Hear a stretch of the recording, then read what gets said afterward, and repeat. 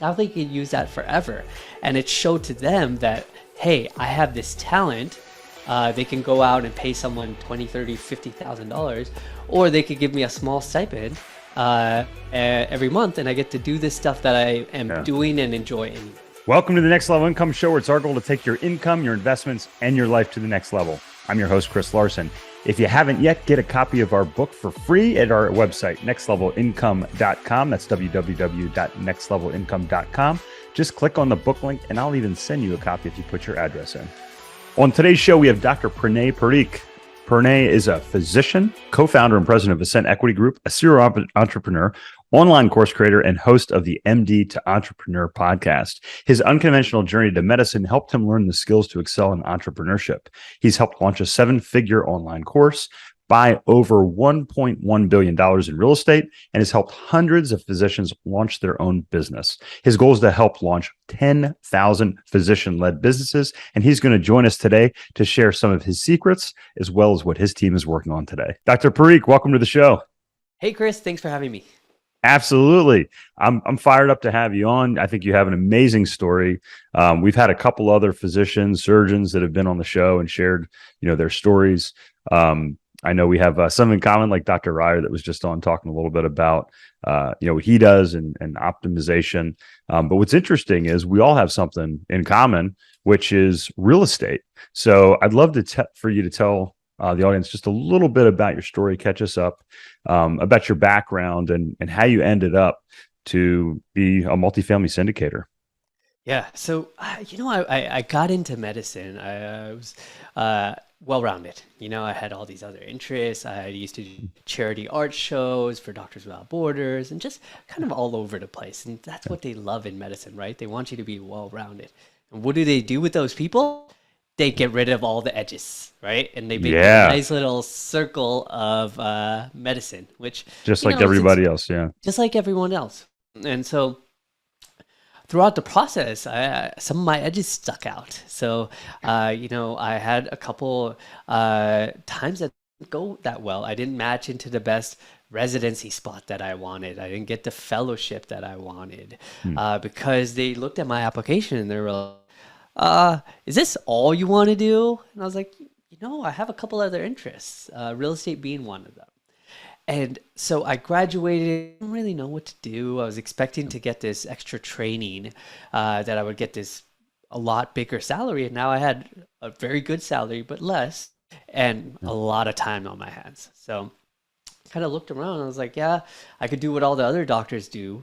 Put in 20% in my retirement accounts and wait 30 years and finally enjoy my life then, right? And we doctors are the kings of delayed gratification. And I thought, indeed, it has to be something different, right? And so I looked around. I didn't have a business at the time. I didn't know stocks very well. I was like, real estate, I've played a lot of video games where I buy real estate. Like, how hard can it be, and I had an unfair advantage. My sister-in-law, I was dating my wife at the time. She was a real estate agent in Los Angeles who I trusted implicitly. Everyone knows your real estate agent's super important. So I bought my first 4-unit. I went to final inspection. I had no idea what I was looking at. I was like, is this normal? Is this good? And fortunately, my sister-in-law had prepared me for the inspection report. She's like, okay, we're paying this. We want it to look really horrible. And he comes in with this 100-point thing to fix. I was like, what did I buy? Right? He's like, foundation issues, the roof is leaking, just water heater needs to be replaced. I'm like, those are big items, yeah. Yeah, I was like, can I cancel? And then she held my hand. She's like, okay, calm down. Let me do the talking. And after we leave and we talk to the inspector, he's like, oh, this place looks pretty good. I was like, that's not what this thing says. It's not. But we got a discount. There you go. $10,000 discount. At the time, real estate market was super hot. So I was like, hey, man, I bought this property. I'm an expert inspector. Let's go out and buy more, right? And I didn't know at the time that it was a home run, right? even a Grand Slam. It was closer to water. It's in Long Beach, California, one of Nice. the few affordable places. It's the 4 unit, all individually housed, Yeah. and I spent hundreds of hours trying to find my next property. And I was like, there has to be something different, right? I Yeah. can't spend all this time. I should just go back to work and, get paid for all the work that I'm doing. So that's when I found syndications. And when I go into something, I don't go in a little bit. I go in a lot of it. So my wife always gets mad at me. She says I have too many things going on. But I looked around and your podcast, there wasn't all this other great sources of information. Your book, Next Level Income. Uh, but so I was like, okay, how do I educate people on this? I used to Yeah. teach at the med school at the time. How do I tell this, right? Yeah. So my business partner at the time and I created a course, teach you how to find deals, vet them, and invest in syndications. And we did that. We had a couple thousand people, mostly doctors, go through it. Awesome. And over time, people were like, yeah, like this is a lot of work. Even though you teach us how to do it, like it's still too much work. Now I understand how much work you do. So why don't we just invest in all the same deals? Like all of us, we get together, and we can get better deals, better terms, all that stuff. So created Ascent Equity Group. We were a very small piece of a much larger deal, but over time, we've been able to take down whole deals ourselves in terms of the equity needed. So that's it. We're kind of able to throw our weight around a little bit, and we'll probably talk about this a little bit different later. But we like to think that we actors do real estate a little bit different than other people. Yeah, no, I love that. And Pranay, you talked about a lot of different things there. I think it's interesting, especially for a doctor, and we have physicians that are listening, and if you are out there and you're making, hundreds of dollars, in some cases thousands of dollars an hour, right, for specialized surgeons, you have to give up that time to go, find these deals, and it takes a long time. I mean, I think I did the math and I added up, and my break even point, when we started getting into commercial real estate was about 4 years. If you actually take into account the cost of your time and what you put into it and all that, that's a long time. It's like going to, well, I won't compare it to med school, but it's like it, right? It's like a college like you said, degree. yeah, it's a college Yeah. degree. And I think it's wonderful that you can educate, investors or potential partners, or even those that may go into it. But a lot of people realize that, what, this is a lot of work. So you're really out there doing a lot of things. But you mentioned some other things. I think I've seen, I started my career, over 20 years ago now, working with physicians. And even during that relatively short period of time, I saw something change. Some of the older physicians, they were more entrepreneurial. And then over the course of those 2 decades, I saw physicians kind of go from like more of an entrepreneur running their own practices to employees. They were employed by hospitals, and we saw this shift. I forget what the metric was, but when I exited, a few years back, over 50% of physicians were employees. When I started, that number was less than half that. It was, like maybe a quarter. Maybe you could share your opinion on that, because I think it's potentially good in some ways, but it's definitely had an impact on medicine and the way, the types of individuals that get into medicine, I think. I bet if you kind of graph that out and you graphed Yeah. burnout, I bet they would be on a very similar axis and trend. Mm, interesting. Because Yeah. what is happening in medicine, and it's unfortunate, is that people are getting overloaded with administrative work, calling insurances. You tell this patient that they Yeah. need this medicine to survive, and someone at some insurance company doesn't have a medical degree says no, right? And then Yeah.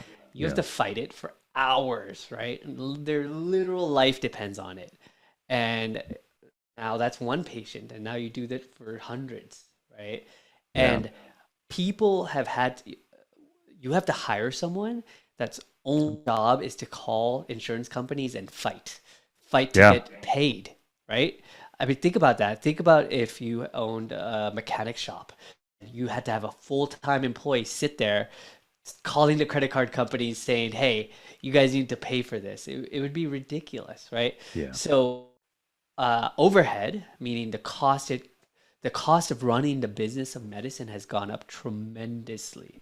And so Mm. the only people that are able to take care of that are the big companies, right? And you'll see that there's a lot of successful groups, and even I'm part of a successful doctor led and owned group, but they started many years ago. Yeah. The chance of doing that now is extremely difficult. It's almost like hitting the lottery. And so being able to do that and going into something like entrepreneurship and seeing how much stress it causes people, how much administrative and logistics operations, it just feels painful. So what's happening is that these doctors that were entrepreneurial starting their own before, they're still like that. But what's happening is they are doing it outside of medicine. And it's unfortunate because we need these doctors all to be medicine. Yeah. And there's no doubt that those people are giving even better care. And uh, they're taking their talents, their skills, intelligence to something else like coaching or informatics or, Yeah. being authors and all that stuff. And Yeah. it's great. The Alternative Wealth Building Virtual Summit is just around the corner. As a reminder, this virtual event will be taking place on Thursday, May 4th. I'll be speaking on creating 6 figures of passive income. This is definitely an event you won't want to miss. Use the link below and receive an additional 15% off your ticket price. And yes, keynote presentations will be recorded and included with each ticket. I hope to see you at the event. Yeah, no, I've argued the same thing. You see that brain drain, and yeah, they go to the smartest students. They don't always go into medicine now. And I saw doctors say to their kids, "Don't go into medicine." They go to business school instead, or they become an engineer. God forbid, right? Like, but which you actually see a lot of great doctors that come from an engineering background. Uh-huh. But what's interesting, what I think, and maybe we share this here, is that to me the solution is the same as the initial problem, which is you need to, like, as you advocate for, like a side hustle. And it's funny, I had a conversation with I don't know if you can hear my security alarm going off here in the background, aka my dog. But so what happened was I started buying real estate when I was 21, before I ever had a quote unquote real job. And when I was as I got further along in my career, as I was in a leadership role, I had a conversation with the president of my company. He's like, "Hey, Chris, it's come to our attention, like you have this real estate company." And he's like, some people are talking about it. Maybe you're distracted. And I was one of the top performing areas in the country at the time. And I said, I won't say his name, but I said, "Hey, we're actually still friends." I said, "Hey, a couple of reasons you don't have to be worried about it. One," I said, "I was doing this before I ever got a real job, before I ever worked for this company. So I've always been, a real estate entrepreneur." I said, "And two," I said, "I don't have to be here because I have enough income coming in from my real estate that I don't have to have this job. So you can be confident that I want to be here." And, that's what you say everybody should have a side hustle, or, especially high income professionals, Pranay. And I agree. I think it makes you better at what you do because you don't have to compromise for a dollar. You don't have to compromise your ethics, your time, your family. You can commit fully. You can be yourself. You can be ethical. And I think most people down at their core are good, ethical people. What's your perspective on that? Totally agree. A couple quick stories. People will Yeah. come to me. So I was looking at my schedule the other day, and I Yeah. saw someone's name for the day shift and the night shift. I was like, hey, that's weird. Why are they working 24 hours when our Whoa. typical Yeah. there's some people, some specialties that you do Yeah. 24, but most people do 12 hours. I'm a hospitalist. And he was like, yeah, he needs it. I guess he has a couple maids and a lot of kids. And I was like, yeah, like, and I know he's a good doctor, but you want a doctor that has to work that much to make ends meet. You want someone that's Yeah. spending their free time listening to podcasts about medicine or going to Yeah. conferences, on vacation and relaxing or spending time with their Yeah. kids. And otherwise, some people will say, "Hey, I'm this high-paid special. I don't need this." But I was like, Yeah. your life would be different. Think about how much time do you spend with your patients? It's probably 15 minutes. That's what insurance will pay for. But if you have Wow. money coming in from elsewhere, Yeah. And maybe you change that to 20 minutes. Maybe you change that to half an hour. I bet your life would be a lot better. And importantly, your patient's life would be just way better.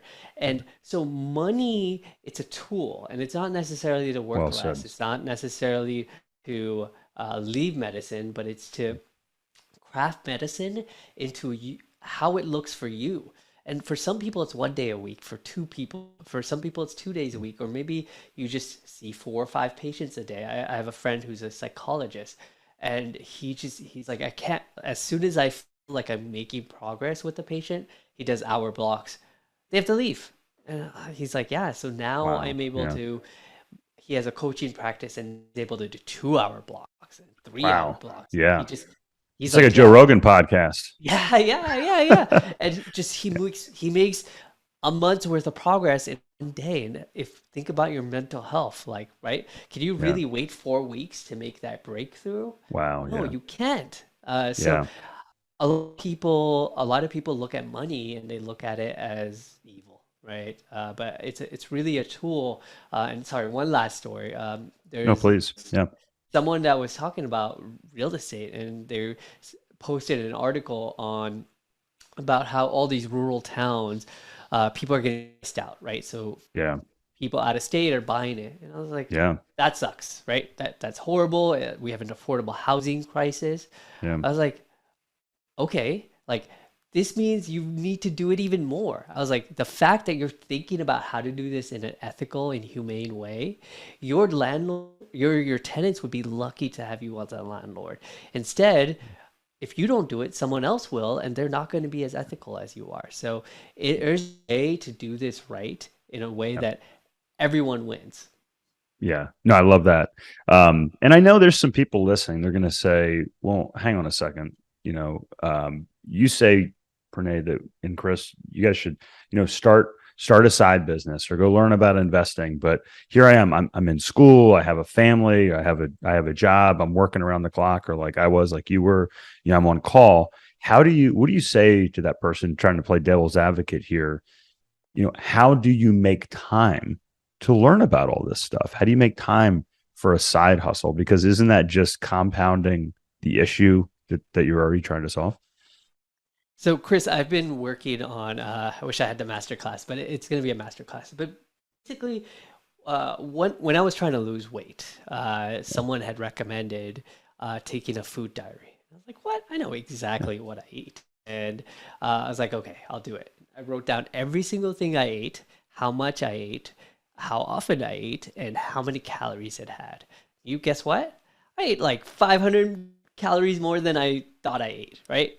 And no wonder I wasn't losing any weight or gaining weight when I wanted to gain weight. And it was putting a flashlight on what I do, right? And What's measured oh, matters, right? Yeah. yeah, yeah, exactly. Yeah. So I recommend people doing the same for their lives. And Love that. uh, one thing to do is, so every 15 minutes, even if you're doing the same thing, write down what you do. And some Mm, people do it for 24 hours. I would recommend doing it for a whole week.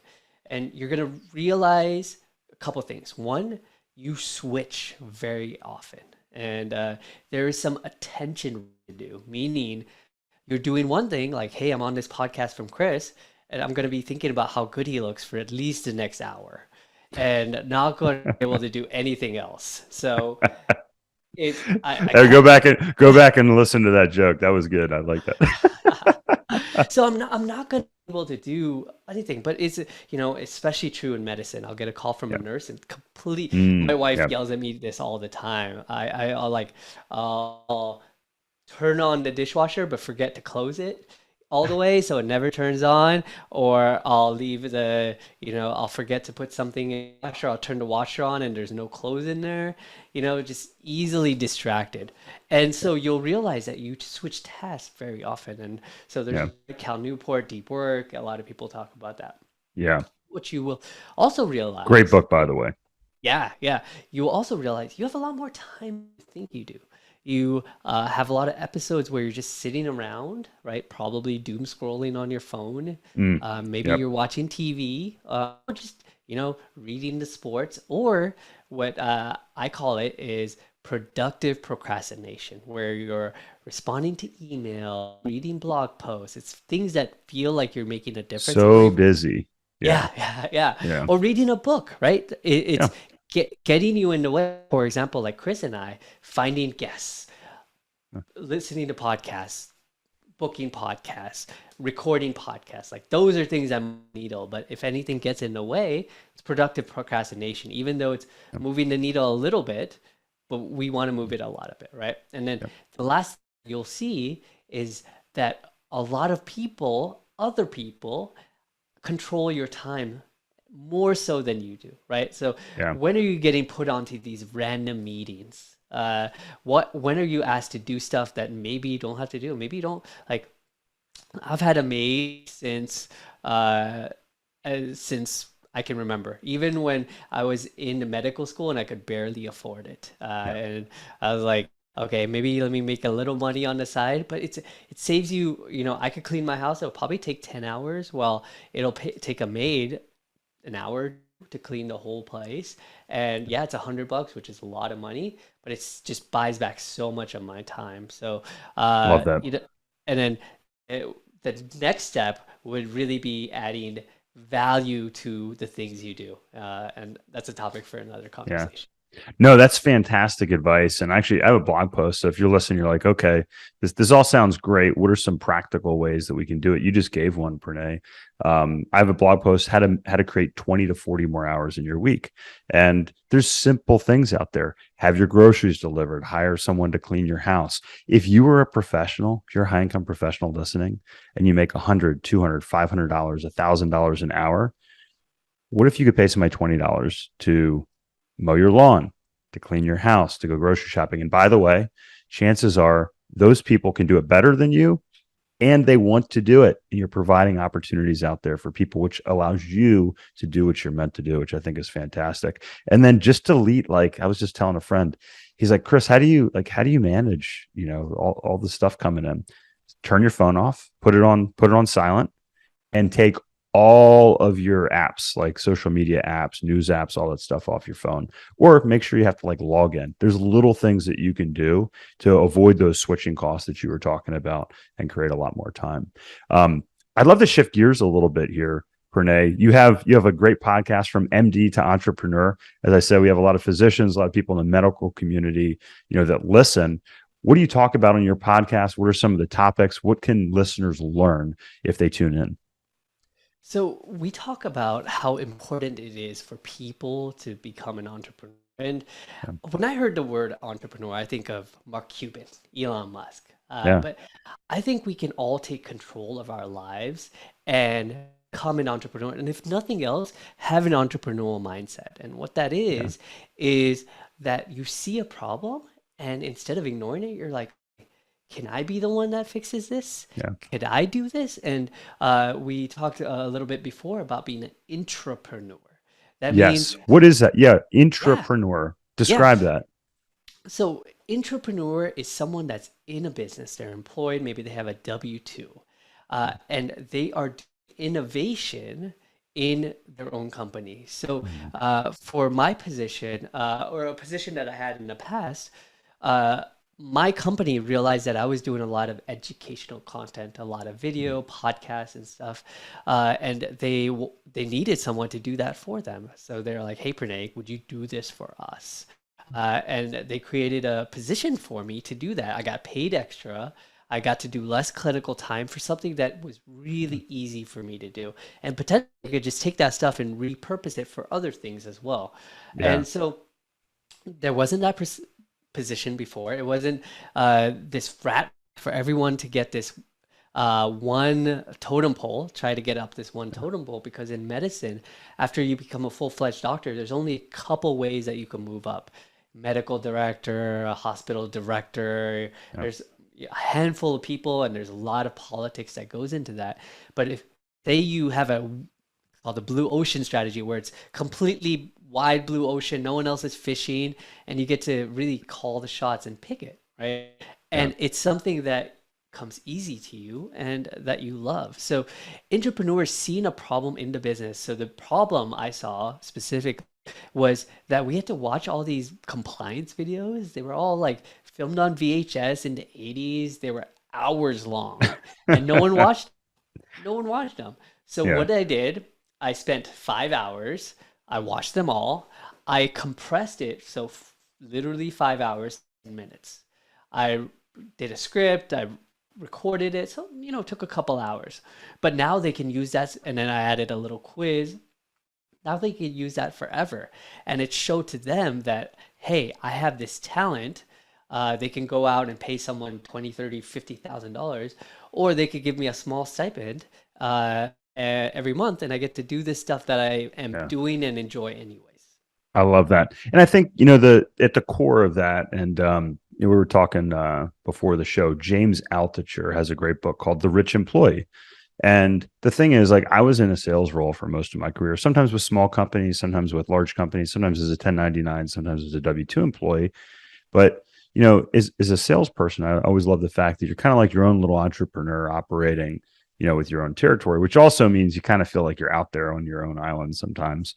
So it's got its pluses and minuses. But in that book, what James talks about is if you find ways to, like you said, be innovative, be creative, and just solve problems. At the core of what an entrepreneur does is they solve problems. And that's why I think what you preach, what you talk about with doctors are trying to solve a problem for a patient, right? They're trying to improve a patient's health. If you do the same thing, if you try to improve the situation with the business that you're in, that's what an entrepreneur does. And that's why I'm so optimistic about the future of the country, even though, and the world, even though, we have, climate change, and we have, the banking crisis that's going on, all these things. I have faith that humans, entrepreneurs, will solve these problems that are out there. Love it, love it. And you're Yeah. right. It's this innovation and Yeah. seeing, and it's also, a lot of times, and my business partner is amazing. He has three 8-figure businesses, but all he Awesome. does is he sees a problem, and Yeah. instead of saying, "Hey, someone should fix," he's like, "What would it look like if I fix this? How Yeah. much work would it take?" And it's just that small little change in mindset has made him very wealthy. And Yeah. more importantly than that, he's helped hundreds of thousands of people since then.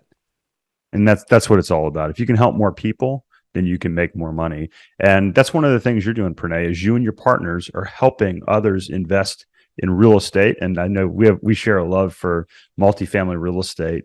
My book is about value add multifamily real estate. And tell the audience a little bit about what you guys focus on with your company, Ascent Capital.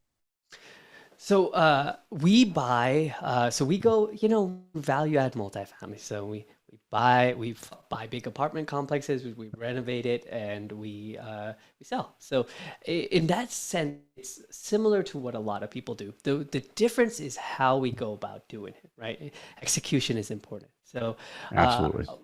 for example, and it's three physicians that started this business, including myself. Someone brought us a deal. We have a big group of investors, so people will bring stuff to us. So we're fortunate. But it was a deal in Portland, and it was Oregon, affordable Maine. house.